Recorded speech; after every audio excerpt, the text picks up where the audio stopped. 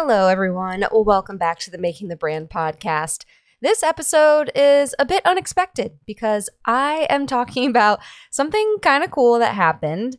I went viral this week, and thankfully, I wasn't canceled. It was for something fun. It was a joke tweet that I shared.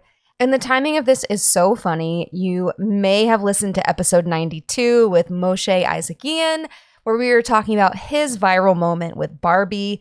And I was asking him, what is it like to go viral? Because I've never gone viral before. The closest I ever got to going viral was I had one tweet that had about 10,000 likes. And I've had some videos on TikTok that had about 300,000 views, but this isn't special. That happens all the time on TikTok. That algorithm is insane. But this is all because of Taylor Swift, in my opinion. So let me give you this backstory. So I got tickets to see Taylor Swift at her show in Santa Clara, California. And of course, one of the first things you do when you get Taylor Swift tickets is to make friendship bracelets. This is a tradition that started on tour because one of her songs called You're on Your Own, Kid, she actually has a lyric saying to make friendship bracelets. And you know how the Swifties are. It just took off from there. And now we all make friendship bracelets. So I made quite a few with some of my favorite lyrics. And one of them that I made said, "Go viral," which is a lyric from her song Lavender Haze off the Midnights album. She says, "Talk your talk and go viral. I just need this love spiral. Get it off my chest. Get it off my desk." Oh, no, I'm not going to sing. I wish I could share the clip, but I'm so afraid of copyright infringement. So I was like, as a social media nerd, I have to do go viral. I also did a bracelet with the words Olive Garden on them because she mentions Olive Garden in her song No Body, No Crime. And I'm also just a geek for like hearing brand names in songs. I don't know. It's just like the brand marketer in me. And I knew my followers in marketing would get a kick out of that. And thankfully, the fan that I traded bracelets with did appreciate Olive Garden. It was just really funny. So anyway, I made this bracelet that said go viral and thought nothing of it. We went out to the concert, flew out to Santa Clara, California. And this is near San Francisco. This is a huge tech Silicon Valley hub. And the hotel we were staying at happened to be right next to Zoom's headquarters. And they had these massive, tall, beautiful glass buildings. So as my friends and I are walking around, I decide to take a picture of Zoom's headquarters. I thought it was really funny. I didn't know what I was going to say, but I knew I wanted to tweet about it. So my friends and I were kind of chuckling, and I was like, who is even in these buildings? Like, why aren't they just on Zoom? And one of my friends, Ashley, got a huge chuckle out of that. So I was like, okay, that's exactly what I'm going to tweet or put on X, whatever it's called these days. So I posted a picture of the Zoom headquarters with the caption, "Why does Zoom have offices?" And it just took off immediately after that. Some of my own followers were chiming in saying, "That's so funny, how ironic." In fact, one of my previous podcast guests, Kevin Graham, he used to do social for Manscaped. He's since moved on and done work and social for some other really cool brands, but I've had him on the show, and he replied to it almost immediately and said, "This is gold." And shout out to Kevin. That's when I knew, I think I really have something here, because I hugely respect Kevin's opinion. He is so creative. So I watched it over the weekend, and it just kept being shared and retweeted and viewed and replied to, all of the things. And as of right now, if we look at the metrics on this tweet, it has 13.1 million impressions, 228,000 likes, 22,000 retweets, and about 1,200 replies. And that's just on Twitter.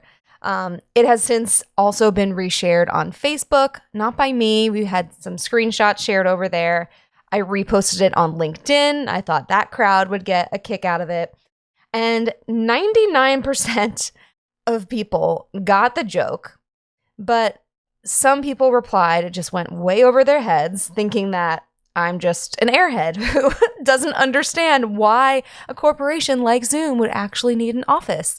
And so many people wanted to explain to me why they would need an office for servers, or maybe some people like corporate culture, or all of these millions of reasons.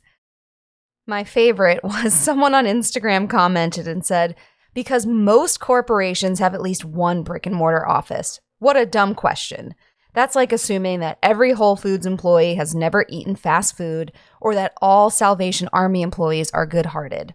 It's an unwarranted assumption. And thanks to this person who said this so I didn't have to, they said, you must be fun at parties. Obviously, it was just a joke. Some of the funnier replies, someone said, this entire building could have been an email, or imagine working for Zoom and being told you have to come back to the office. Like, man, that the irony, right? So as it took off on Twitter, then I started to see some screenshots of it floating over on Instagram.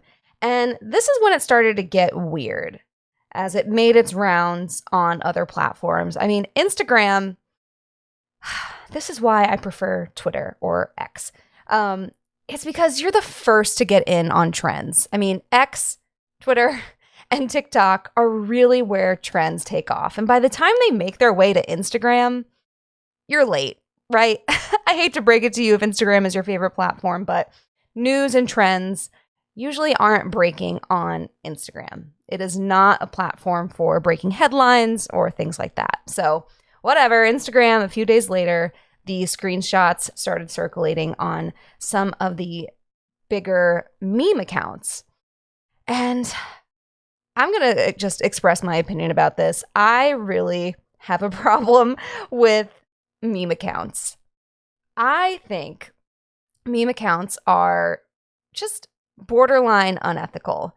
Now, hear me out. So meme accounts, all they are is screenshots of tweets from other people, from other creators, from funny people who have said something on Twitter, and then it's been reshared and posted on an Instagram feed. And I don't get why people love to follow these. I mean, we could just go on Twitter. People, like, by the time these memes get onto Instagram, I've already seen it on Twitter. Like, everyone knows Twitter exists, right? But I get it. Some people prefer Instagram for their own reasons, whatever. So meme accounts, they've curated millions of followers. There are some really big ones out there. And this is all by sharing these screenshots of tweets from other creators. And this is something that I could do. You could do. Anyone who has the screenshot function on their phone could curate tweets that they find funny and put them on Instagram, and over time potentially create millions of followers. So my question is, where is the originality, right? They're not creating their own memes. They're just repurposing stuff that they find. And so for me, that just means that these accounts, I mean, the people behind them are just good at copying and pasting. Fine. But where I really take issue, or what really grinds my gears, is that you've built this following thanks to other creators with little to no originality of your own. And then the best part is that they are all making money with that traffic, with that following, by linking Instagram stories, Instagram posts, your Instagram bio to an affiliate link. And I saw that with the first account that I saw reshare my meme. If you don't know what an affiliate link is, it is basically a link to a website where people can shop. And if people click on your link after you shared it and they actually buy and purchase because of that link that you shared, you will get a commission. And I really got fired up about this because the first meme account I saw was from an Instagram account called Girls Think I'm Funny. And I navigated to it, and in the Instagram story, in the bio, in their LinkedIn bio, and in their Instagram highlights even. It was all about this website called Fashion Nova. And I checked their stories and it's showing like this model showing off this dress and click here to buy this dress. And they're using my tweet among others to drive people to purchase this dress or purchase from Fashion Nova so they can make a commission. Now, I just don't get it. I just find it slimy. I don't feel like I or any other creators really get a ton of exposure from being reposted on these accounts. Some people might think it's cool. I mean, I'm not particularly trying to grow my following on Instagram, so tagging me in the post doesn't really do much for me. It's cool for a few minutes, but there's no real benefit to it, in my opinion. My life is not forever changed, and it shouldn't be. It's just a silly tweet. It's not going to change the world. But this brings me back to one of the biggest meme accounts called Fuck Jerry. Pardon my language. They have about 17 million followers. And they have been riddled in controversy before and actually sued by major comedians like Amy Schumer and a few others who I don't have names of right in front of me, but look it up. They sued Fuck Jerry because they were also the creators of the What Do You Meme card game, which you've probably seen sold at Target or just in stores and on Amazon. They were using the material and jokes and probably tweets and memes created by these comedians, and they sued them. And as of, I believe it was 2019, Fuck Jerry vowed that they would actually ask permission before resharing screenshots, and they would actually pay the creators for their tweet or for their joke or whatever it is. So, funny enough, the plot thickens. Fuck Jerry reached out to me and asked for permission to share my tweet. And in return, they said they would pay me $50. And granted, some of the other accounts, one, didn't ask me permission and didn't offer to pay me for it. And just knowing what I know and knowing how I feel about meme accounts in general, I countered to Fuck Jerry and I gave them a new number and I said, here's my Venmo. And then they responded and said, okay, is this your original photo? Can you verify? So I sent them a picture of my photo and some other similar ones that I snapped straight from my camera roll. And then I hadn't heard back. So unless they follow back up with me, I don't think you'll see my tweet on Fuck Jerry. Let's see, checking my DMs now. Nope. Which is fine with me. It's, again, not going to be life-changing to be featured. But I guess good for them for asking permission and actually paying creators. But the whole thing just really rubs me the wrong way. There was also a popular account on Twitter called Non-Aesthetic Things. They have about 3 million followers. And they took the screenshot of my tweet and didn't tag me. I had to have someone point this out to me. And it just got me wondering, like, okay, couldn't you have retweeted my tweet? Like, that's how Twitter works. We're on Twitter here. Why are you screenshotting my tweet when you could have just retweeted it to your following? Like, that would have been the courteous thing to do. And Twitter is actually the platform where I care about building my following. So that would have been somewhat meaningful to me. And because I am so passionate about this, I replied to their tweet and I said, please retweet my tweet or at least tag me. And people just, I don't know, don't see this the same way I do. Maybe I just, as a social media professional, as someone who teaches social media and in the university setting, and I don't know, maybe takes it more seriously than some people do. people started commenting and replying and dunking on me, being like, girl, you are so desperate. Like, go away. Shut up, bitch. Like, whatever, which is fine. I muted the tweet. I didn't need that in my life. I have my reasons for feeling like this. But I don't know. It's just, to me, not cool to steal someone's creativity, and giving credit to creators or artists is always something that I will fight for.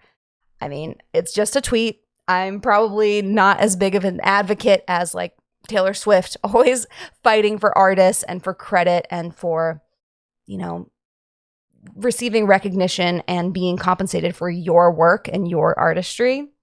So maybe that sounds ridiculous. Like I said, it's just a tweet, but it's not just about me. It is about the principle of the whole thing. So now let's talk about just the idea of going viral. And is it all that it's cracked up to be? I asked Moshe Isaacian about this 2 episodes ago, and now, as someone who has experienced it, I can offer my 2 cents. And I will say that as a brand, you don't need to go viral to be successful. And most times when you do, it's just a flash in the pan. I'm sure I sound like a broken record, but it really is about quality of followers and engagement versus the quantity.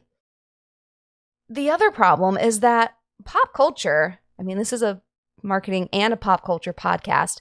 Pop culture has led us to believe that going viral is an easy feat. Thanks, Emily in Paris and some of these other shows that portray viral moments and what happens after that.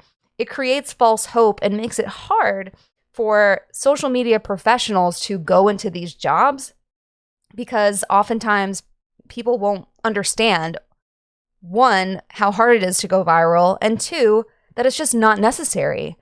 Going viral is not an indication of social media success. It can be, but you can have great social media never having gone viral. And I will also say to all the social media managers out there, you can be a great social media manager and, professional and have a small personal following. You personally don't have to have hundreds of thousands of followers to be good at your job. So I hope that is a comfort. And lately, we've seen brands just try to be as outrageous as possible as a strategy, I guess you could say, if we could even call it a strategy, just by leaning on shock value and, just being weird. We see this all the time with brands like Duolingo or Wendy's and their snark. I mean, it's worked for them, but that's not always the case. I will give one simple piece of advice. I think about this all the time. My friend Joe Chuck Norris preaches this. He always says, just make cool shit that helps people. Make cool shit that helps people, and that is what is most important. And maybe it'll go viral. But if you're having fun and you're helping people and your content is educational or entertaining, I mean, my tweet wasn't educational, but it was entertaining. I had some people say that I left them in stitches and they were cracking up over it. Have fun, make cool shit that helps people, and that is what is most important. I will close this episode by saying I was super grateful that my virality was uncontroversial. I wasn't getting canceled. But just know that every time you go viral, there's always going to be haters. There's always going to be people who find offense, who don't get the joke, or who will steal your content, who will copy you, who will make it look like it was their original writing or picture or whatever it might be. Or, my favorite, they will overlook the nuance of social media and of content. So if you make a post saying the sky is blue, most of us know that to be true, but you will get replies from people saying, well, sometimes it's gray when it rains or when it's cloudy out, or what about during sunset when it's a bunch of different colors, or What about when it's dark outside? So you will get that. People do not appreciate nuance in a social setting, and people will want to tell you you're wrong. So just keep living your truth, have fun, and that's really it. Make cool shit that helps people. Today's episode was brought to you by Vinyl. Let's make vinyl go viral, please. Vinyl reimagines how you discover new music. It's a vinyl record membership club that syncs with your Spotify. So you can get curated records sent straight to your door every month. And I know you'll look forward to unboxing 3 new records to add to your collection, because finally, music lovers like you and me can learn about and remember new artists in a meaningful way. So head to vinyl.org to update your music profile and set the vibe for your first box. That's Vinyl, VNYL.org. If you're a fan of this podcast, be sure to subscribe, or better yet, leave a review. For marketing wisdom with a pop culture twist sent straight to your inbox, sign up for my newsletter at briannefleming.com/newsletter, or find me on Twitter at Brianne2K. As always, thanks for listening.